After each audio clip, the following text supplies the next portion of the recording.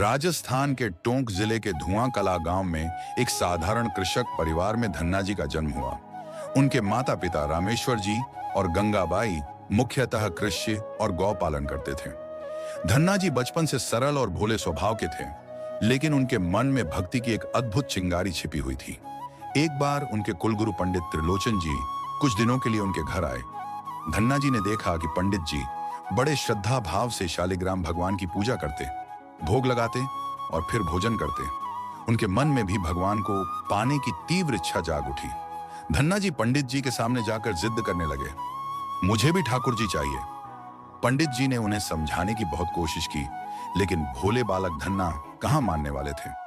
आखिरकार पंडित जी ने एक बड़ा सा काला पत्थर नदी किनारे से लाकर उन्हें बड़े ठाकुर जी के रूप में दे दिया। धन्ना जी इसे सचमुच ठाकुर जी मान बैठे और बड़े प्रेम से उनकी सेवा करने लगे। कुछ समय बाद धन्ना जी ने ठाकुर जी को भोग लगाने का नियम बना लिया। वह रोज मां के हाथ की बनी बाजरे की रोटी और गुड़ ठाकुर जी को अर्पित करते। लेकिन एक दिन धन्ना जी ने बड़े भोलेपन से कहा, ठाकुर जी सारी रोटियां खा लेंगे तो मैं क्या खाऊंगा।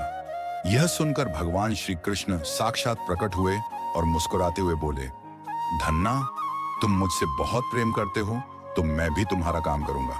इसके बाद ठाकुर जी ने खुद धन्ना जी की गायें चराने का कार्य संभाल लिया। जब धन्ना जी गाय चराने जाते तो ठाकुर जी को साथ ले जाते और दोनों साथ बैठकर भोजन करते। लेकिन एक दिन धन्ना जी का मन बेचैन हो उठा। उन्होंने ठाकुर जी से प्रश्न किया, प्रभु आप मुझे हृदय से क्यों नहीं लगाते। ठाकुर जी ने गंभीरता से उत्तर दिया, धन्ना जब तक कोई सद्गुरु की शरण में नहीं जाता तब तक मैं उसे पूरी तरह अपने हृदय से नहीं लगा सकता।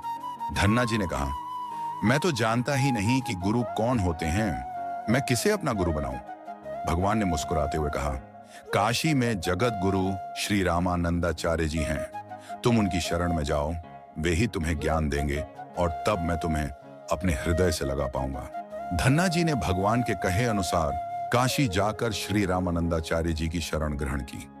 गुरु जी ने धन्ना जी को शिष्य के रूप में स्वीकार कर लिया और उन्हें आदेश दिया, जाओ घर लौटकर माता पिता की सेवा करो और भक्ति के पथ पर आगे बढ़ो। तुम्हारे प्रेम और सेवा से कई जीवों का उद्धार होगा।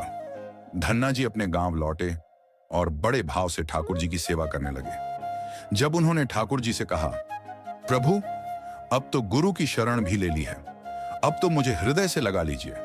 भगवान ने प्रेम पूर्वक धन्ना जी को अपने हृदय से लगा लिया और बोले, धन्ना तुम्हारी भक्ति ने मुझे जीत लिया, मैं हमेशा तुम्हारे साथ रहूंगा। इस तरह धन्ना जी की भक्ति और प्रेम के कारण भगवान श्री कृष्ण ने उनके जीवन में साक्षात लीला की।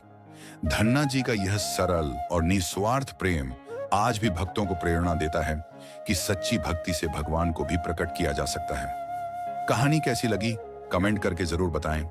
जय श्री कृष्ण।